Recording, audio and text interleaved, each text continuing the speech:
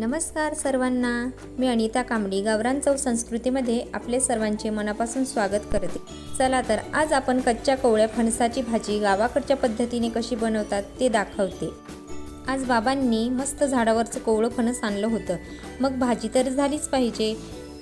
फणस कापताना हाताला व सुरीला आधी तेल लावून घ्यायचं, मग फणस कापून त्याचा वरतीचा जो काटेरी भाग राहतो तो काढून घ्यायचा आणि कट करून घ्यायचे, त्याचे लहान पीस करून घ्यायचे। मग स्वच्छ 2-3 पाण्याने धुवून घ्यायचं।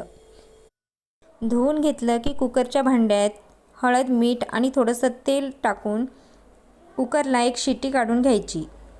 शिट्टी काढून झाली की सर्व फणसाचे तुकडे परातीत काढून चमच्याच्या सहाय्याने ते बारीक करून घ्यायचं।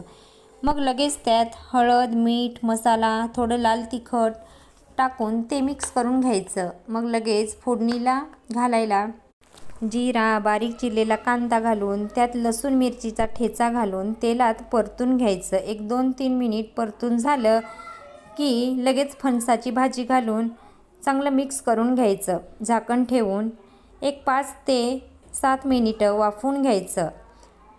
चला तर मग तयार आहे आपली फणसाची मस्त गावाकडच्या पद्धतीने बनवलेली सुक्की भाजी। या मग खायला।